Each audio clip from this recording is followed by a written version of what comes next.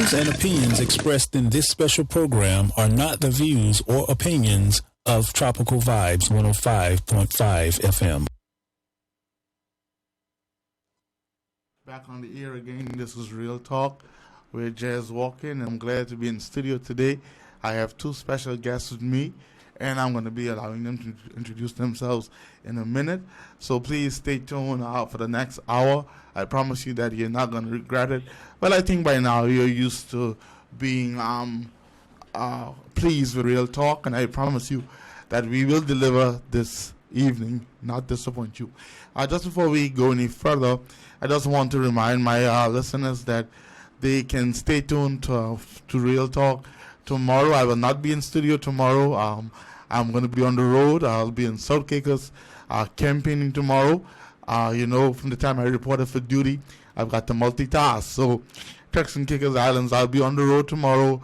I'll be calling in tomorrow at 1 o'clock. I don't know where I'll be in South Caicos yet, but somewhere between East Harbor and Congrand, I'll be there reporting for duty. So, South Caicos, I'm looking forward to seeing you tomorrow. I'm looking forward to talking to you tomorrow and sharing some of my ideas with you in regard to this country. And I also want to let the country know that in about 2 weeks from now, Real Talk will be hosting a symposium on crime and national security right here in Providenciales. We're going to give you the location very soon, but it's going to be 2 weeks from today in the afternoon. I'm going to be promoting that for the next 2 weeks, and I want to invite everyone in the public to come out and support the symposium. Come out and be a part of it, because we need to have a national conversation on crime and national security.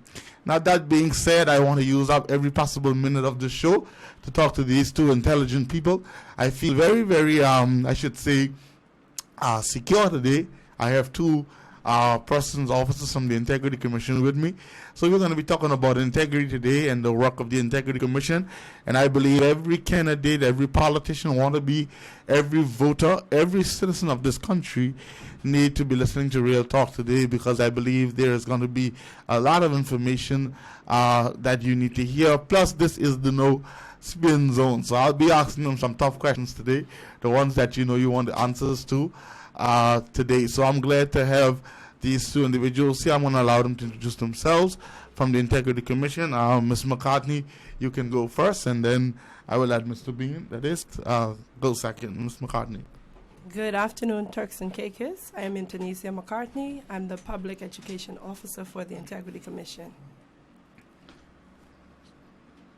Turks and Caicos, good afternoon. I'm Richie Bean. I am the Deputy Director for the Turks and Caicos Islands Integrity Commission, your Integrity Commission. Okay, welcome to Real Talk, and I'm really, really grateful to have you here. The first thing that I want to ask you, I don't know whether I should say what or why, but let me ask you, first of all, what is the Integrity Commission? The Integrity Commission is an entity that came about following the commission of no, actually not. It came about through elected government in 2008. An ordinance was enacted in the package that came with the premiership that was agreed upon from 2007.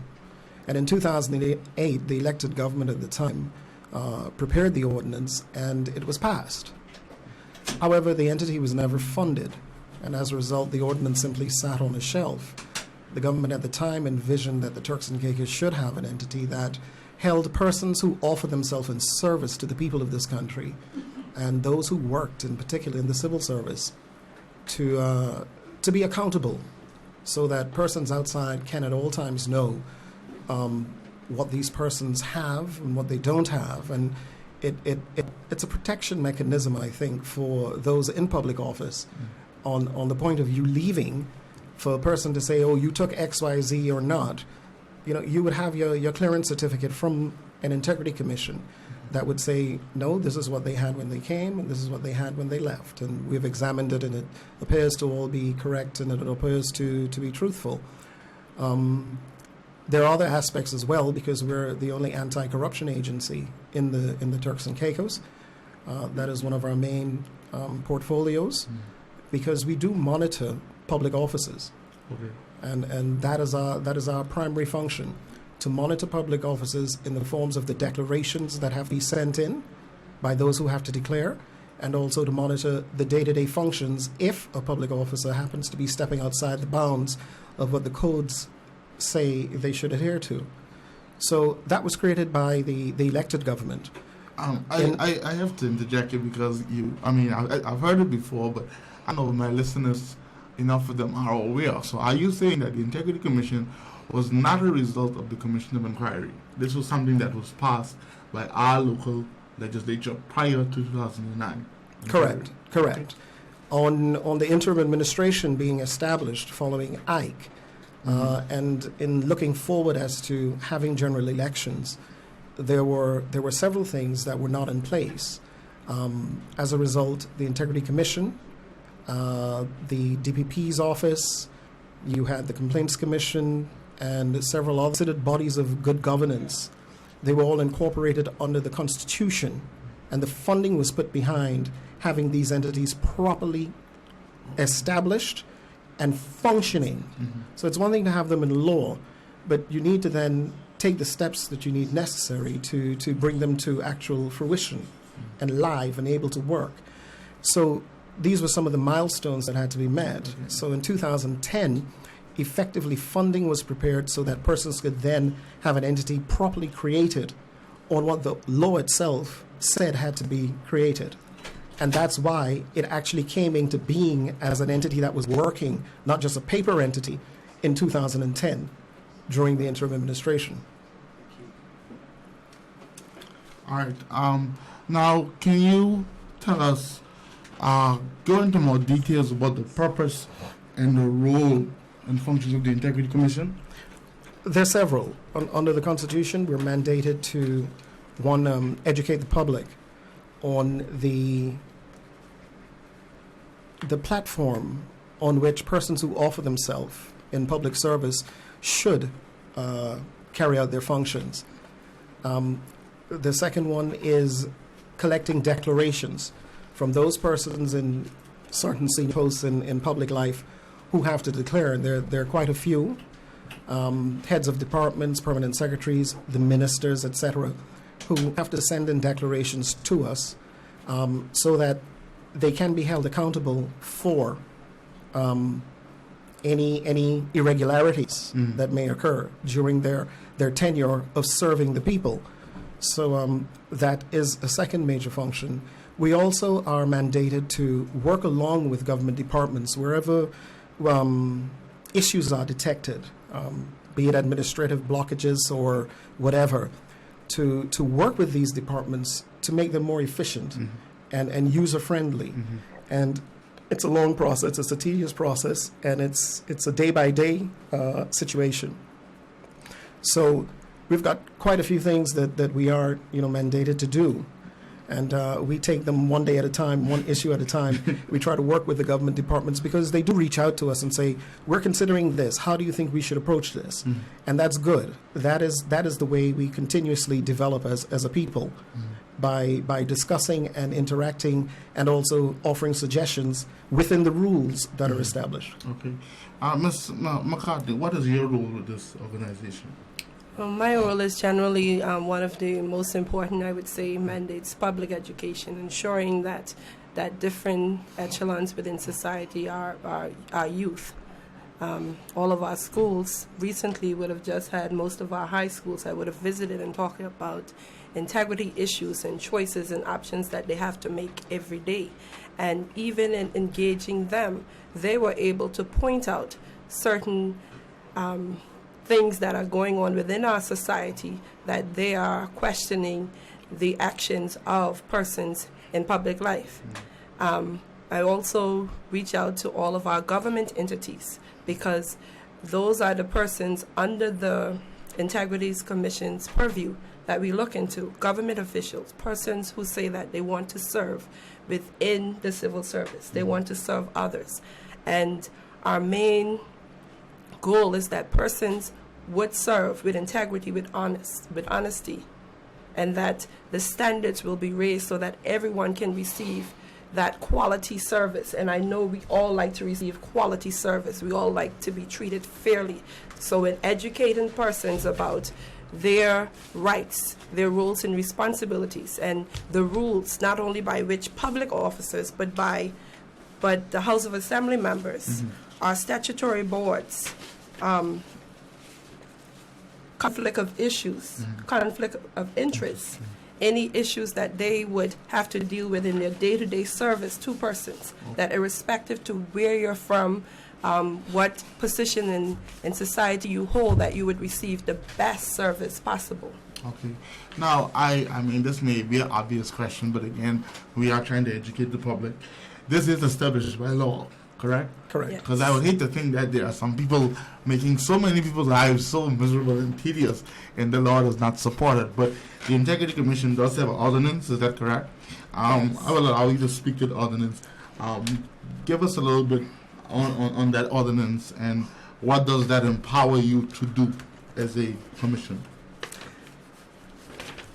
The ordinance is quite encompassing, and you just said the commission makes the lives of many people tedious. It can be in the form of declarations that have to be sent in. A lot of the declarants, a lot of persons are put off by the form because of its intrusiveness. However, it asks for no more information than the banks have, and other entities that you may go to. There is a lot of personal information that we safeguard from declarants, and it can be quite unnerving for persons to have to do that. And we understand that, given that we have a very small community, and therefore the expertise from which we have to draw the pool is very small. Having said that, however, I do believe that if a person is truly of the intention to assist and serve, they would not have an issue. And we have those who are on the board. Some have said, no, I don't want to do this, and they don't take up the post. But others who are there who do. And they send the declarations in, and in discussing with the two persons, i.e. Karen and Crystal, many people know who they are now, they see a different face to us, because we have to deal with so many things, and compliance is one of the main ones. And they try to work with persons hand over fist constantly. They will call you all the time. They will ask you for clarity on various things.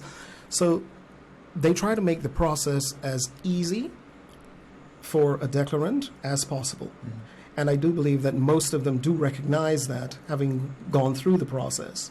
But it takes a while, because we have about 360 odd declarants across the Turks and Caicos, but only 2 people in our office, which has a staff of 11, only 2 people receive that and go through that. I don't do it. The director doesn't do it. Ms. McCartney doesn't do it.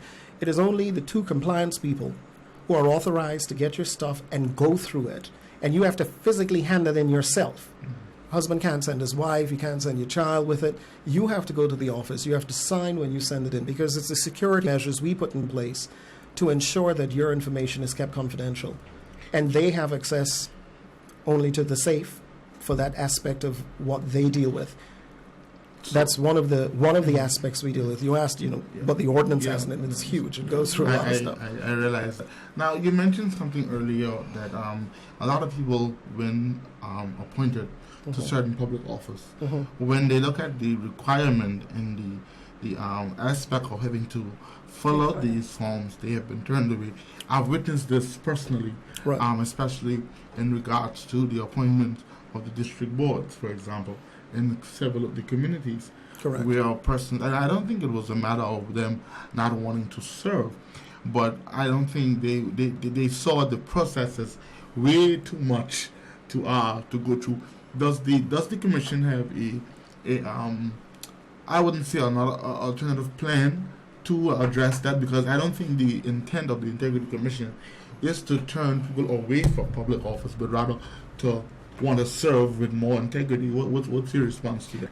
Well, one has to understand, and that's why we've met with well over 250 to 300 persons around the country in the last 2 years and a half that Ms. McCartney and I have been there, that the commission is governed by a board of commissioners. Okay. It's dictated in the ordinance how they're appointed, and various entities have a say as to who fills what post in that commission.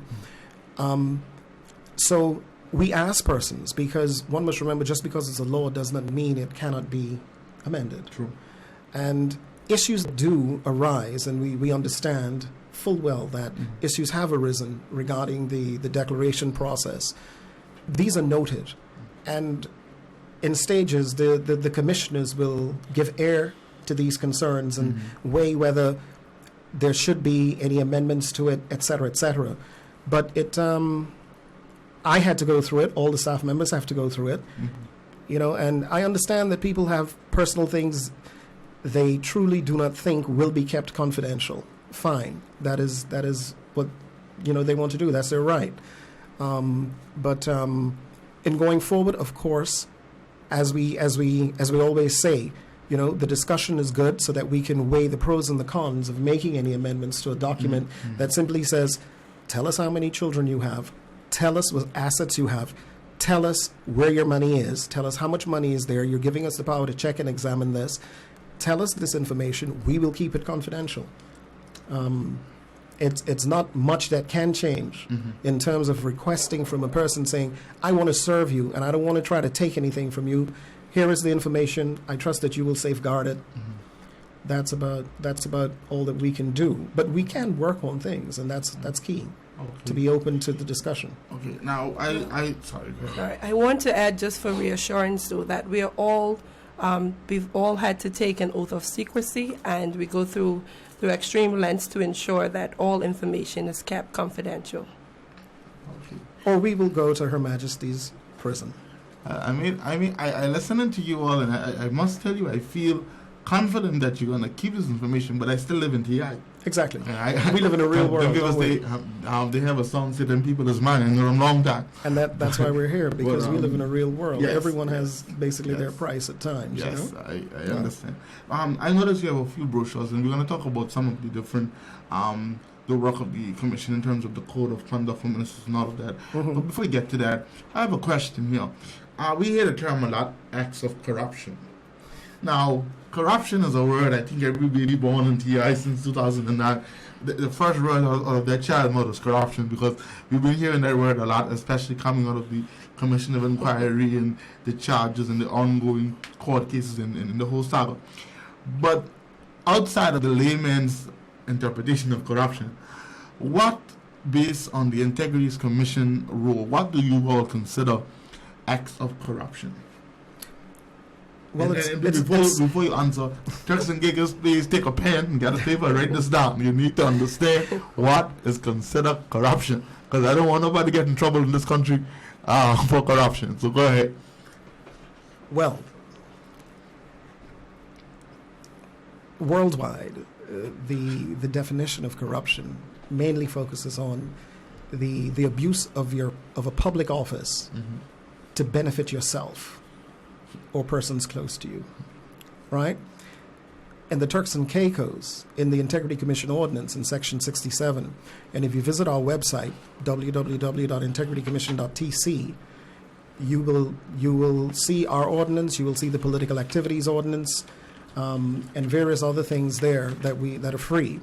And in Section 67, it specifies what actions will be considered or will amount to be acts of corruption. And it's a list that we can go through if you want. I mean, it'll take up some time. That's okay. This is important, because remember, we don't want any persons going to Her Majesty's prison because of a lack of knowledge, well, right? Remember first and foremost that the Commission oversees civil servants, not the general public outside and their private activities. Well, that's what we're talking about. But where it intermingles with the civil service. Yes. So one of the main questions we ask, if people come, if we get reports which are majority anonymous, and we start looking into things, who is involved? Is it a government official? What is it about? When did it happen? Where did it happen? Has it happened before? Who else may be involved? Are some of the questions that our intelligence division would ask when information comes in. Because the acts of corruption as specified under the ordinance is that a person commits an act of corruption. Now, it says a person, not necessarily a civil servant, because one can, from the outside as an independent individual, private individual, go to a division and say, listen, man, I'll hook you up with XYZ if you do this for me. Mm-hmm. You have therefore attempted to bribe a government officer. Okay. So it says a person commits an act of corruption if he, you can read them as well. I want you to read it because you can read all of them. I want go ahead. Go ahead. A solicits or accepts, whether directly or indirectly, any article, money, or other benefit or advantage for himself or another person for doing an act or for omitting to do an act in the performance of his or her functions as a public official. B, in the performance of his or her duty as a public official, performs or omits to perform any of his duties in a public body for the purpose of obtaining any benefit for himself or any other person. Offers, promises, C, offers, promises, or gives, i.e. a person commits an act of corruption if he or she offers, promises, or gives directly or indirectly to a public official any article, money, or other benefit for doing or omitting to do any act in the performance of his duties as a public official. D, a person commits an act of corruption if he or she knowingly or recklessly allows his private interest to conflict with his or her public duties or to improperly influence their conduct in the performance of their duties as a public official. E, a person commits an act of corruption if they improperly use for their benefit or that of a third party any classified or confidential information that they have obtained in the performance of their duties as a public official. F, a person commits an act of corruption if they communicate to an authorized person, an unauthorized person, any classified or confidential information obtained in the performance of their duties as a public official with a view to assisting that other person to obtain a benefit. G, a person commits an act of corruption if they improperly use for their benefit or that of a third party any property belonging to the government or any statutory body or government-controlled company to which he has accessed as a result of or in the course of the performance of their functions. A person commits an act of corruption, H, if they hinder, delay, or interfere with the performance of a duty of another public official with a view to obtaining a benefit for themselves or another person. I, a person commits an act of corruption if, during the performance of their official duties, they pursue a course of conduct with respect to another public officer, which amounts to offensive sexual comments, gestures or physical contact, or other conduct of that kind. And J, a person commits an act of corruption if they pursue a course of conduct by which they exploit their position or authority for their sexual gratification. So The last two, interestingly, deal with sexual harassment, okay. and which are criminal acts. Okay. And many of these you will find would have been charged under theft or Okay. other things like that, fraud, etc. So they've been amalgamated into the Integrity Commission ordinance and classified as acts of corruption. So y'all have a lot of responsibility. I mean, based on what you have been discussing, your scope is very wide in terms of what you're responsible for covering as a Integrity Commission. I just want to know. I mean, I understand you said a while ago the ordinance is very, very big.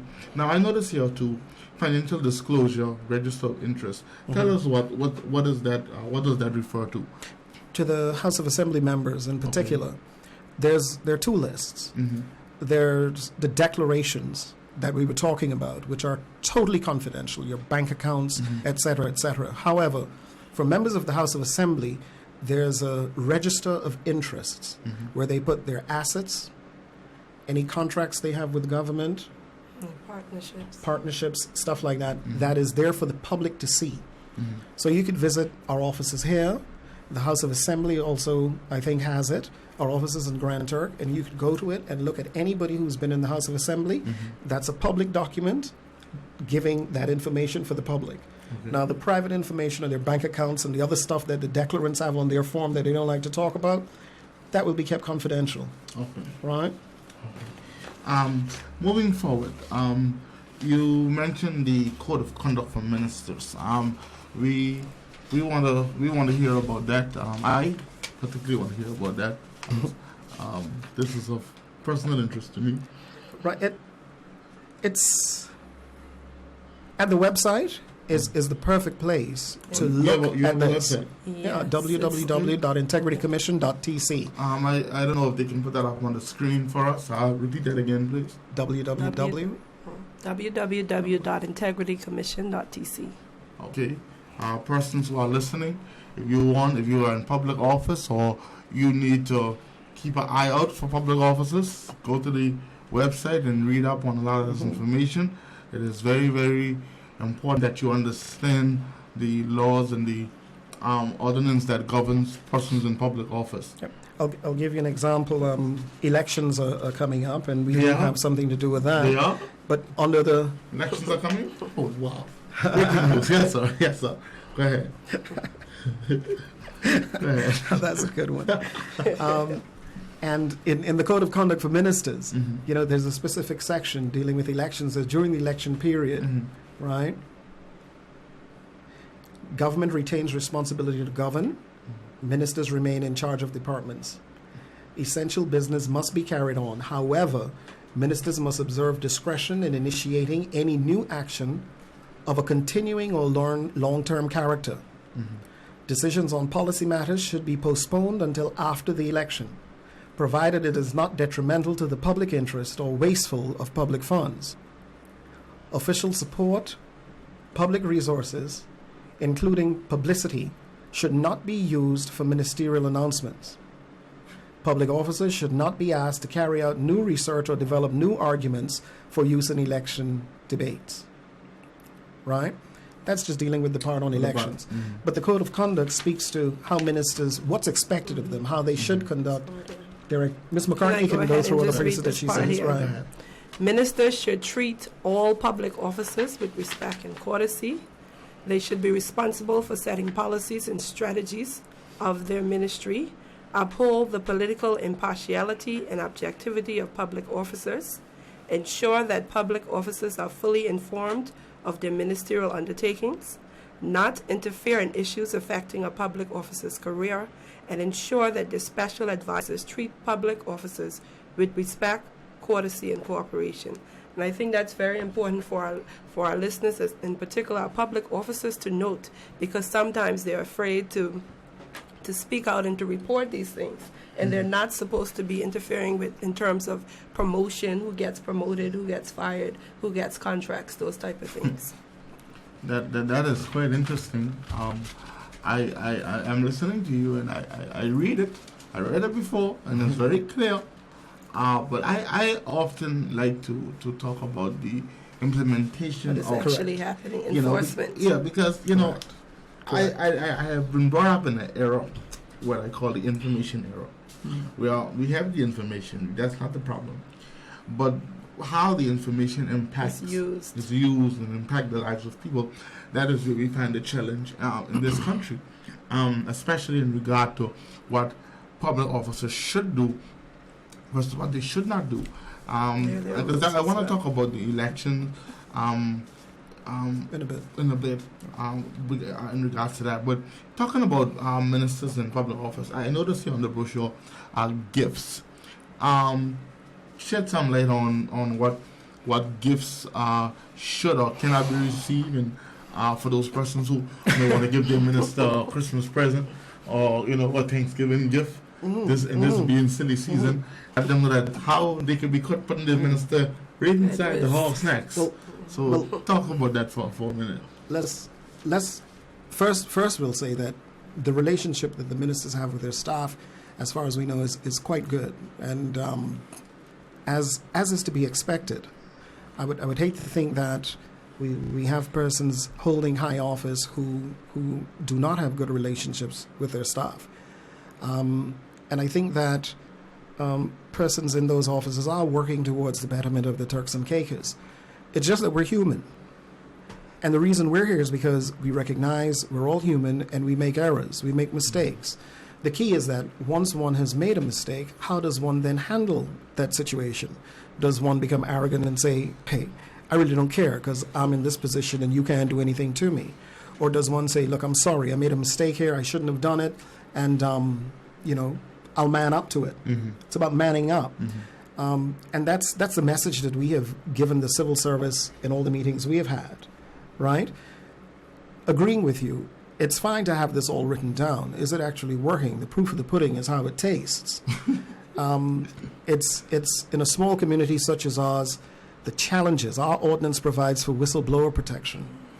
It's most difficult in a small environment such as ours. It's difficult in large environments. To build the trust in those who are working in a system, to say, you should feel free, because most of the time we recognize in what we've been experiencing, when persons do come to us, they've come to the last straw.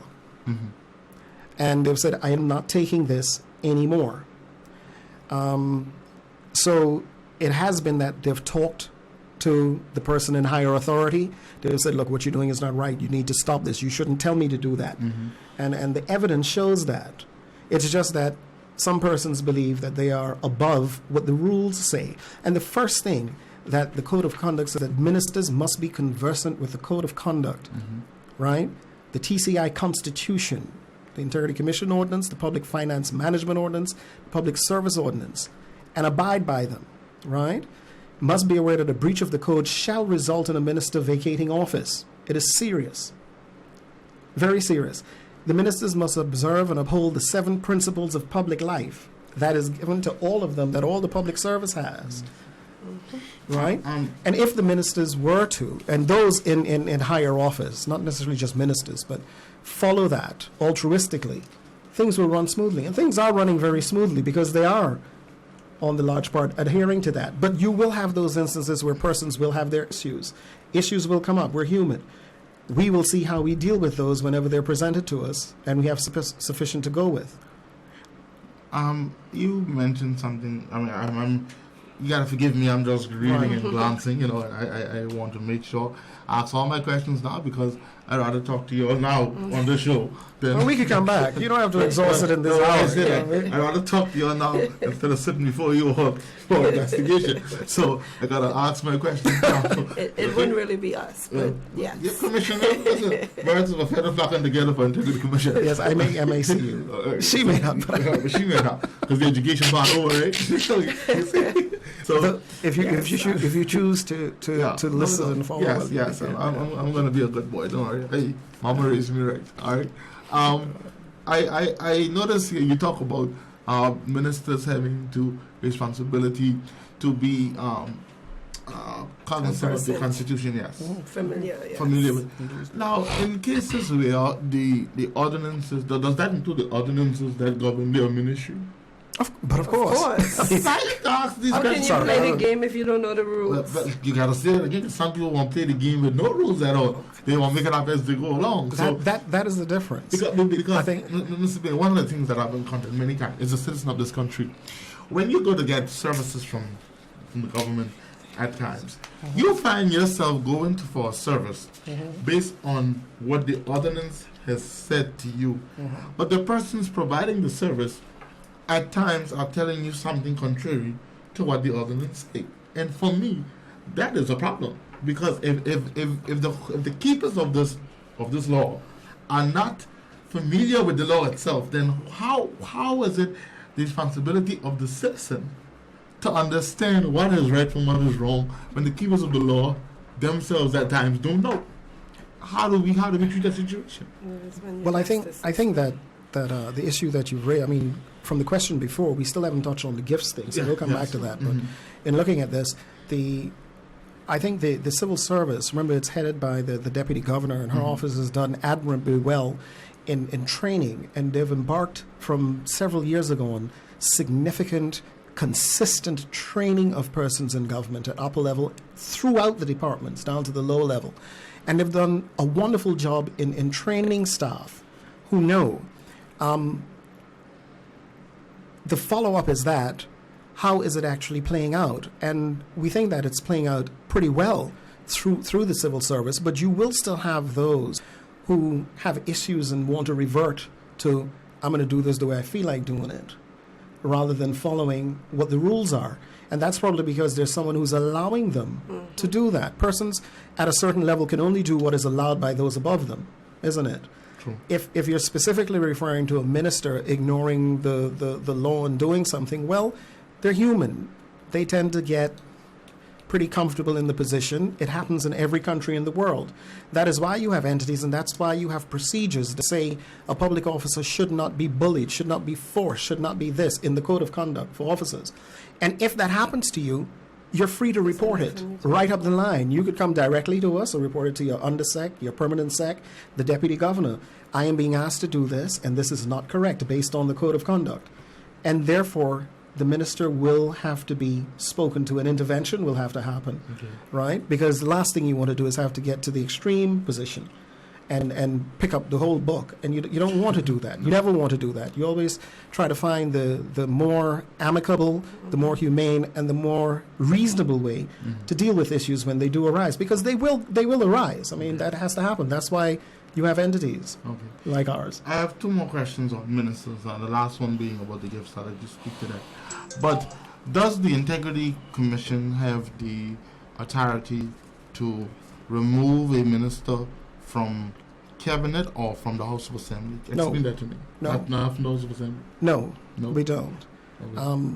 The provisions for moving will rest with other entities, Okay. but what would come based on if we were to consider a scenario where something happens, we investigate, we find out X, Y, Z, blah, blah, blah, goes through, and there is a breach where it says, for instance here, vacate office, that rests with another entity, Which i.e. entity the is governor, it? The governor? under the Constitution. So See? you're So on the we will send on recommendation. a recommendation that this is what has happened, this is what the minister had to say, this is the conclusion. The commissioners, the people who run our organization, the commissioners, they have come to a decision that this is what has happened, this is what they recommend should take place. Okay. And then it's left purely for the transparency purposes for that entity So- to deal with it. so In does- similar vein with civil servants. Okay. We cannot move civil servants, You and can civil servants recommend. ask us, why can't you move them? We said, no, we don't do that. We will assess the situation, give our recommendations, passed on to the entity that has the power to move them. All right. So that's I promised two questions, but now lawyers always read a question, so you understand this. That being said, now, in the event that a recommendation is made regarding the removal of a minister and it goes to that entity, does that also apply to all cabinet level ministers or just ones appointed as cabinet ministers? Does that include the premier? It's a minister. It's a yeah. minister. It's Okay. a minister. All right. You're there to serve. Yes, sir. I think we get in positions and we get power, and nothing is sweeter than power. That's what they say. And Power corrupts. yeah, and at times, we all have to be brought back down Yes, of course. to earth to say But- we are here specifically to serve. the That is people. why we came. We came saying we want to serve the people, not to dictate to anybody. If you wanted to dictate, well, there's a means you go by doing that. True. I don't think the people of the country would let No, you not, do it. Not but in this field. yeah, You can yeah. visit our neighbors of the communist nature. Not here. right. Gifts. Stick to the order of the gifts. Gifts. Interesting. Very interesting, because in the meetings that we've had across the country, we ask presidents, do you think it's okay for people to accept gifts? And a lot of persons say no. A lot of civil servants say no, it's not okay. But the provision is there. Ministers can accept gifts up to a certain amount, right? And civil servants can accept as well. And I think the hundreds that we've met with, they now understand it. What has to happen, though, is that a minister, gifts come in two kinds. There's idle minister. Personally, he's my friend. I buy him something, that's no big deal. A minister accepting a gift in his official capacity. For instance, he goes and gives a speech somewhere. You go overseas, you get something. They give you a gift, a nice vase from Tiffany. That, looking at it, it's just an old piece of glass, but it's actually some real exquisite crystal and is worth $10,000. The minister returns to the country. That is given to him as a gift in his capacity as minister for XYZ. He is bound under the ordinance and the code to hand that gift over to the permanent secretary of that ministry, where the permanent secretary will log what it was for, the value of it, right, etc., etc. If that minister wants to keep that vase, base that it's $10,000, there's a limit as to how much they can keep on their own, and that is $200. So if that minister says, I love this, I want to keep it for my wife, or I want to keep it for home, he then has $9,800 that he has to get a receipt from the permanent secretary for $9,800. He has to go pay that at the treasury, and then he can take that vase home, or she take that vase home. Otherwise, if they Right. if they open, that's okay. We good. Right. No gifts. That's the alternative option. I got you. You see? So there's nothing stopping them Just- taking just gifts. the procedure. Under 200, they still have to report it, and the PS will make a log of it, but they will say, well, this is valued at $150. The PS will have that, verify it. Do you want to keep it, sir? You can keep it. And most ministers who haven't gotten gifts, you see them still in the offices after they vacate office. So they're there. Now, travel, official transport should not be used for party or private business. Explain that for us who may not understand what that means. Government vehicles Okay. or the ministerial vehicles. Okay. Well, there is a, for instance, the ministers are sometimes in Grand Turk, sometimes they're not. The vehicles are parked in the evenings after hours. There's a minister who uses his vehicle, but I think that's pretty much in flux as to when this usage will come about. Because remember, there are two periods, essential periods. There's a long election period, which is the 365 days that we talked about when we met a few weeks ago. Then there's a short one when the House is dissolved, when there's still ministers and will use the vehicle, right? And you must bear in mind that even as ministers, because they have constituencies, they can use the vehicles in their constituencies. So it's pretty much a gray area in terms of definitively saying, no, at this time, no, you shouldn't do this or do that. And as I said, moving forward, there are many fluctuations that you could have and various scenarios that pop up that you would then look at. And it would be more than likely coming from the Attorney General's perspective. What should happen here? What should happen in another instance? And then you will get notams sent out saying, this is what should be, happen and what shouldn't. For instance, what has happened with the treating issue that, we can touch on. Yeah. I must say, we want to... Mr. Lewis had something to do with Dudley Lewis, the supervisor of elections, because he used to be here with us, but he'll be joining us from tomorrow. And so we can always come back and have Mr. Lewis discuss some more stuff in detail with you.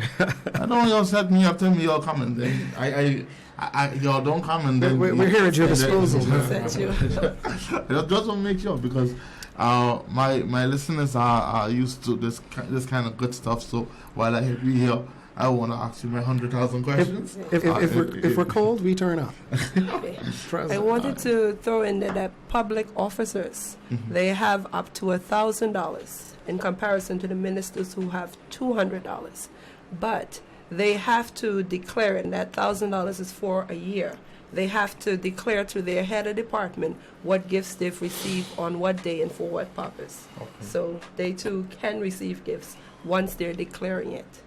Okay. So everybody listening, make sure if you're a public officer, or if you are working for a public officer, or the public officer is your friend, don't put the officer in trouble with the Integrity Commission. When you give them something, tell them make sure declare it, especially if it's over the amount. So let's keep everybody on their Safe, P's and Q's. protected. Yes, safe. We don't want nobody getting in trouble with the Integrity Commission. Now, I'm looking at the. You have a lot of information here. I know that the Integrity Commission speaks specifically to those in public office. There are citizens of this country that encounter public officers on a day-to-day basis. Does the Commission have a guideline for how they can report public officers to the Integrity Commission if they abuse power?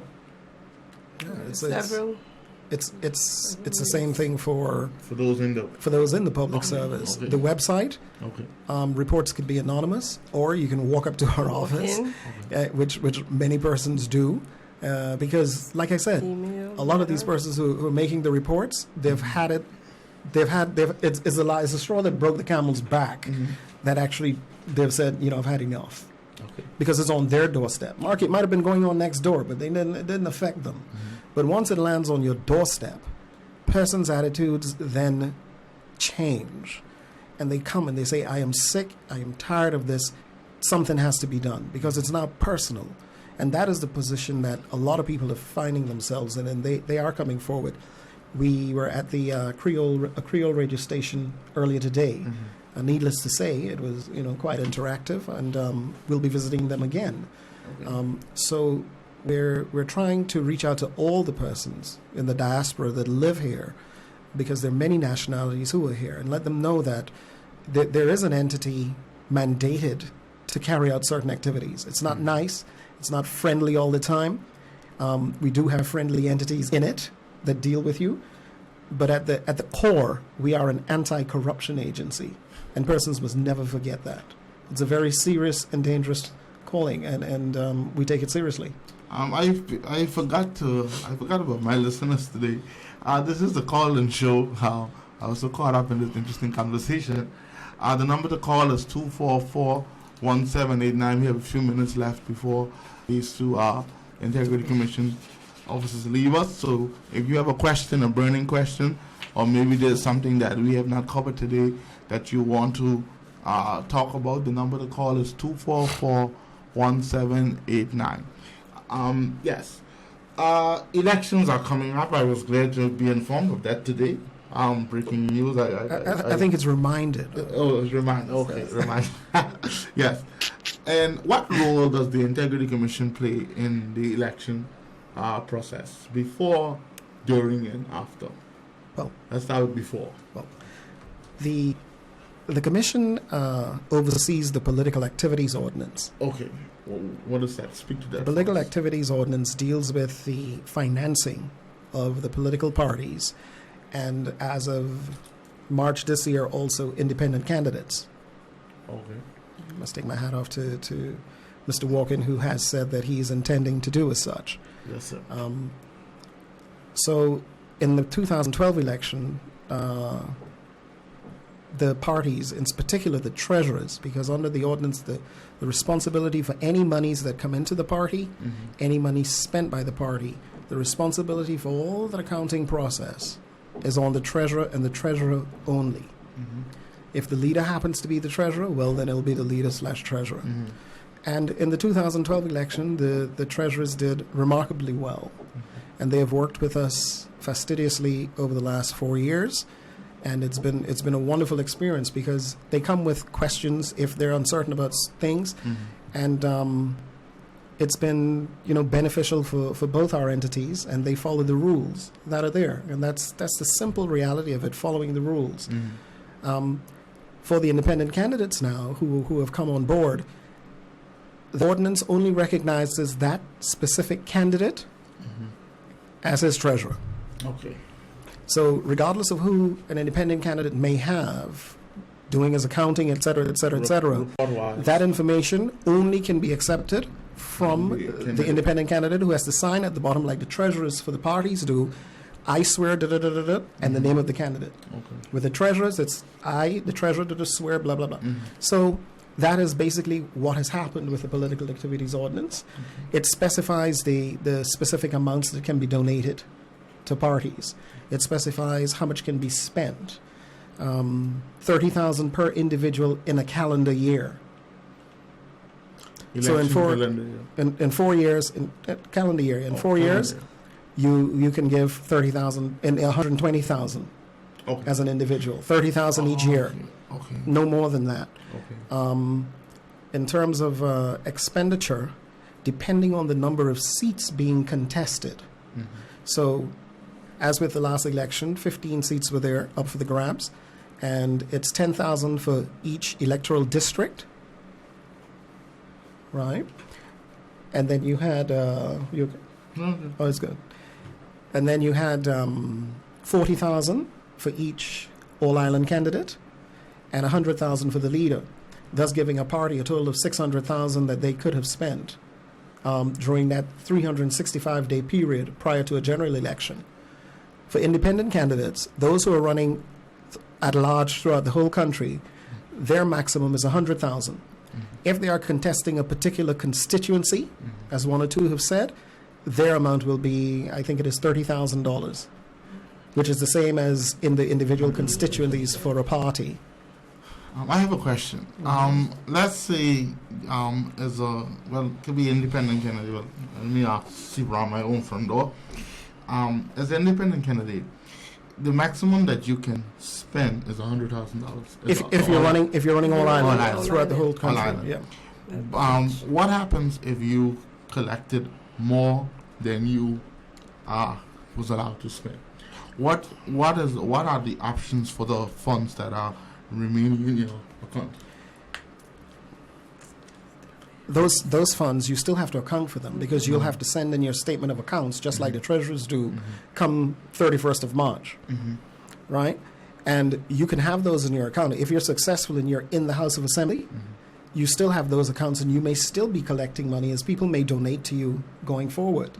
And you can use those funds for your traveling and campaign in the islands, not to go to Paris and France and enjoy yourself.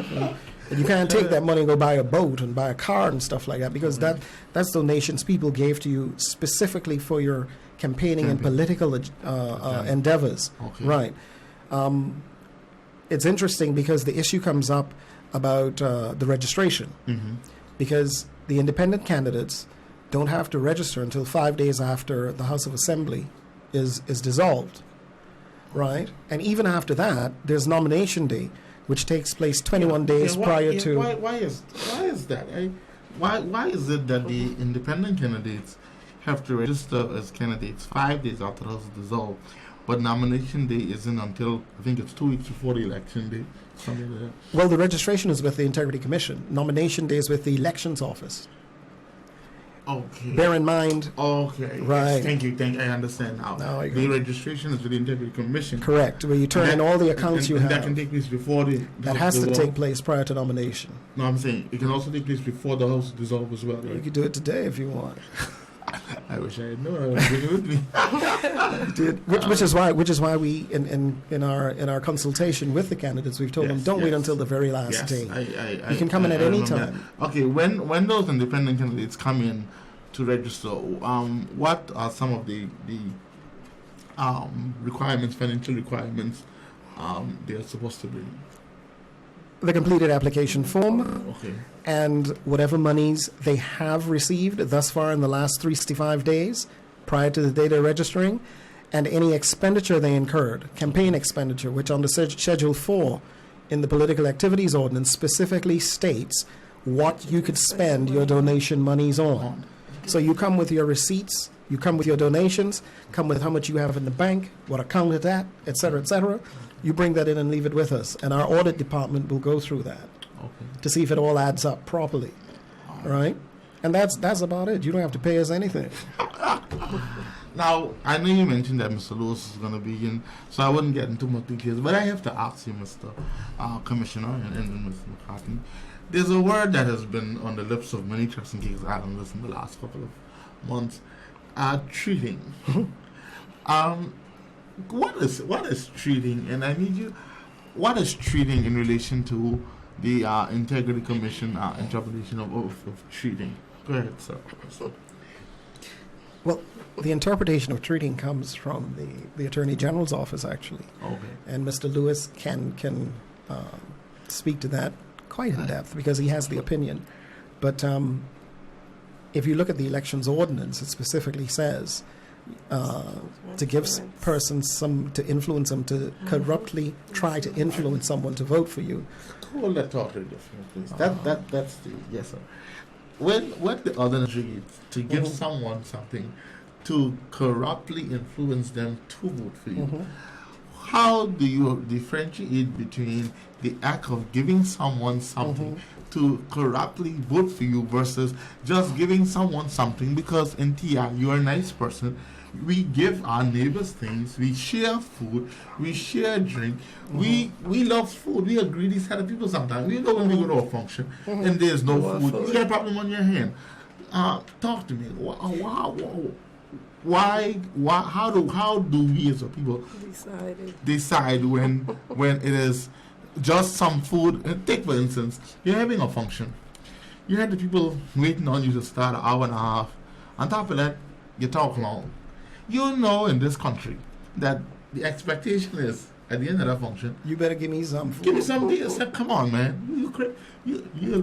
I mean, I wouldn't tell you feed the people to get their votes, but I can tell you one thing: you will lose 150 votes if you don't give them something. I tell you the truth. That is so true. Tell us you know the idea. Well, being that you have just identified that you had them waiting, and then you talked long, that's a problem for you, I think. You shouldn't have had them waiting, and you shouldn't have talked that long. Yes, the ordinance says. The ordinance says. I understand. Really, our cultural norms. Listen, I accept everything that the Integrity Commission lays out in this ordinance. I accept all the brochures. I accept all the guidelines and rules of the election. But I feel, and this is my humble and honest opinion here That's on good. National That's what we want. Radio, that I think the envelope is pushed a little bit too far in regard to treating, and even some of the, I agree with the use of alcohol at political rallies and functions. I think, but I do not see the dire harm in food and soft drinks at functions, or even say barbecues and different functions. I just feel like that a little bit. And then too, the elections officer, Mr. Lewis, even said when it's reported. So then that's another problem I have. So if John Brown had some food to his function and nobody reported, then John Brown okay. But then if Henry had some food and somebody snitched on Henry in trouble, something wrong, I don't think that's true. But that's how it is, though. That's how it is. And I think people please bear in mind, treating falls under the elections ordinance and the supervisor of elections, not the Integrity Commission. So it has been on the books forever, and it's also, I think, on the books in other countries as well. And it's about the perception and what people would believe this is given for. Can people twist what you're doing altruistically and use it to say no? I was there and I had it, and I think they were trying to sweeten me up, because I went to Jazz's meeting, and Jazz had some little cheese sandwiches and stuff like that. But Richie Bean had a meeting the other day. He had some lobster and stuff over there, boy. I know where I going through that, because this. But maybe Richie had more money than Jazz. I can't. Right, but it opens the door then for me to be unfair. Do you think that would be right? Man, you would. The perception now comes, but it creeps in. It creeps in, because then I'm going to try to outdo. Because people like, hey, why would I go for cheese and soda?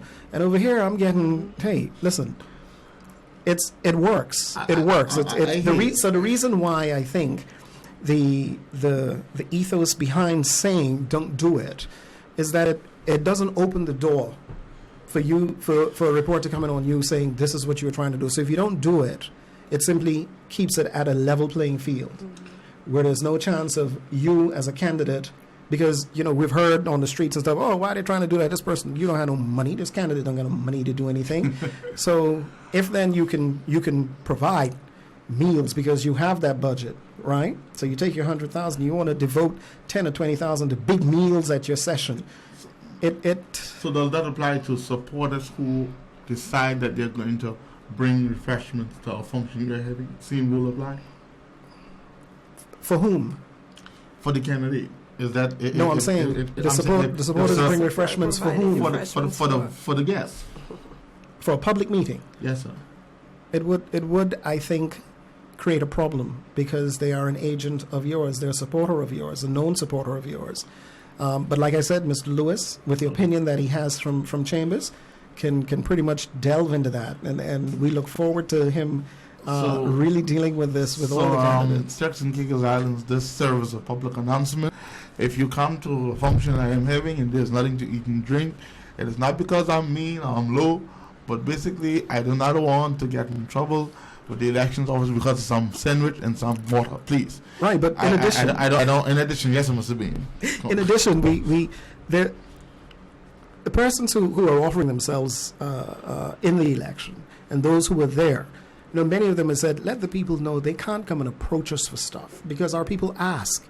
They come and they ask, and they think when we say, look, we can't do this because these are the rules, we're just trying to be rude and not look out for them. So don't ask your political rep or political rep to be, or those that have interest, don't go asking them for things. You should not do that. Let's make that unequivocally clear. It's going to create a problem, Yes. and it's not a problem that Mr. Walkin or the other persons who want to offer themselves to serve you, it's not a problem that they want to have. So you shouldn't put that sort of pressure on your elected reps and those who say that they'd like to serve you in the House of Assembly. You shouldn't put that sort of pressure on them. Let me speak to that just 1 second, and I'll let you all give some closing remarks and wrap up. What you just mentioned, something that came on my mind in preparation for this meeting. Prior to deciding to run for office, my name was Jez Walkin from Bow Creek, North Caicos, Turks and Caicos Islands. After announcing my candidacy, my name is still Jez Walkin from Bow Creek, North Caicos. Persons who know me, this doesn't just speak to me, persons who know me, if they could lean on me for assistance in a dire situation prior to me becoming a candidate, and I would give it not because I wanted a favor in return, but because that's what neighbors do. How do I, Mr. Lawyer and Integrity Commissioner, how do I, as an individual, now the candidate, distinguish from being the good neighbor that I've always been to that individual, who has never I've never seeked anything from that individual in return for doing a favor. Take, for instance, my car ran out of gas on the side of the road. I stopped and I saw him. I said to him, how can I help you? He said, I need some gas, but I can't get it. Can you help me? How do I distinguish from being the Jez, the neighbor, and go and get a gallon of gas and bring it for him, and being Jez, the candidate, who now has to consider, wait a minute, if I do this, is this in breach of the election ordinance in regard to corruption? Answer the question for me, please. Have you, in assisting in that instance, do you think you might have opened the door to that individual just because you're helping them, turning around later on and saying, listen, he never did this before, he did this because he wanted me to vote for him? But that, I think the answer to that would be yes, because it's that individual. You don't know what that individual may say afterwards.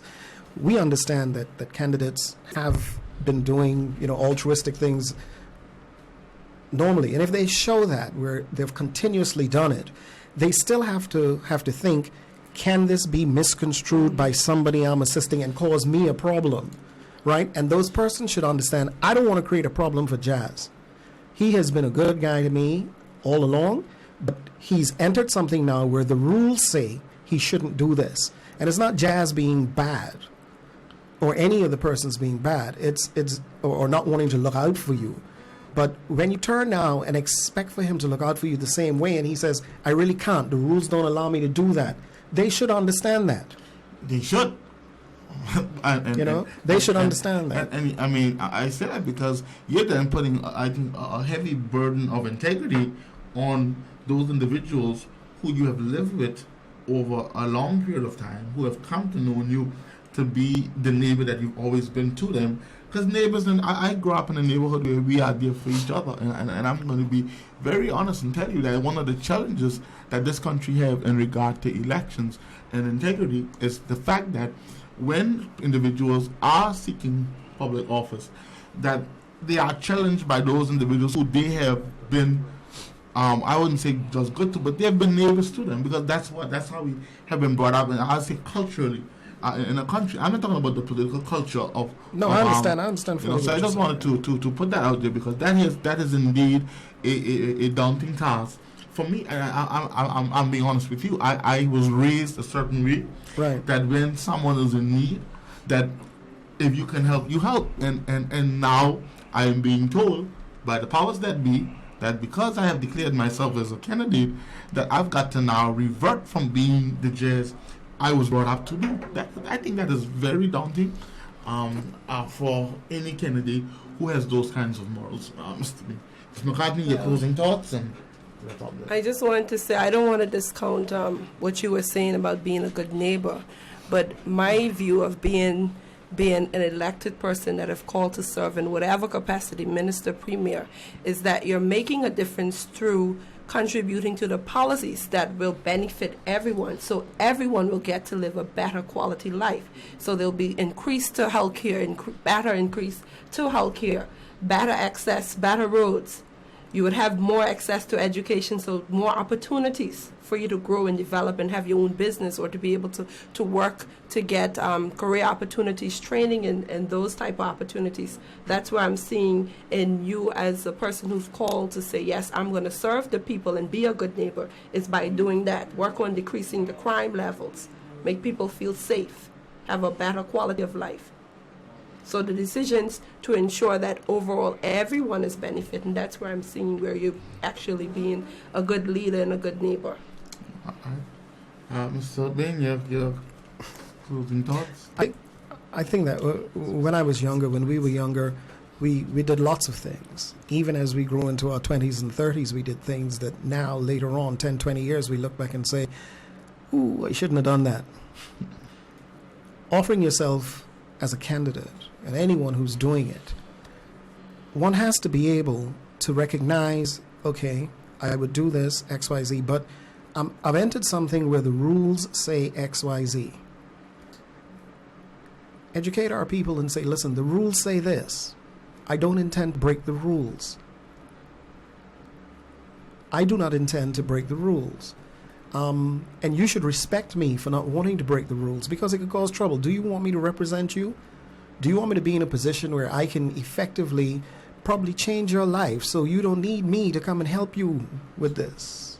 Because that's what it's about. You know, we talked about the service. Yes. And not getting an office doesn't mean that you stop your service. But your message to a voter is that I am trying to get to a place where I can effectively alter the way that you exist. Therefore, there would be no need for me to have to give you something, as I have been doing all my life. And your challenge as a candidate, I think, is getting that message across to that person. Because if they don't respect you for saying that and understand, and it may take a little while. It's not something you do tomorrow. But to say, look, I think that the changes I want to make, I don't need to have to come here and give you this. The reason I have to give you this is the reason why I'm running for this office, which is why I can't give you this right now. I need you to respect that and understand that. Don't think I'm being bad. But you could cause me not to be able to get in a position to help you. That is your challenge and the challenge of every candidate, independent or in a party. That's what it's about. Because it's not about handouts. It's about creating an atmosphere, an environment, and a community and a country where all the people, representative from all the nations in here, can be treated fairly and can, benefit and grow. And it's a day-to-day process. It's not something that's going to happen overnight. Things don't happen overnight. That's TV, and we don't live in TV. They got reality shows on TV that are phony. So get real, man up, and say, look, this is not what I can do at this time because of the service and what I want to do for you later on. And I want you to understand that and walk with me on this. Don't be behind me pushing me. I want you right next to me. Walk with me on this and saying this is the way it should go, and show the kids this is the way it should go. He shouldn't have to come in and give me something. Why? But that's just my thought. And that is a perfect thought to end on. I could not have said it any better. Thank you again for being here. And I hope that you will be back, especially during I call it the silly season. Whatever you call us, man. Whatever you call us, we'll roll. I'm glad to have you here. I want to remind my listeners that they were listening to Real Talk, and they have not been the usual diet of Real Talk today, but it was quite informative, and I have been enlightened. I want to remind all of you that tomorrow, I will not be in studio tomorrow, but I will be on the road. I'll be in South Caicos doing some campaigning, and by the help of the Lord, I hope to see as many of you as possible tomorrow while in the Big South. But until then, at 1 o'clock tomorrow, I'll be calling in to just share with you my experiences in South Caicos and what I see and what I would like to see. So until then, this is Real Talk. Have a blessed day, and thank you for listening. God bless.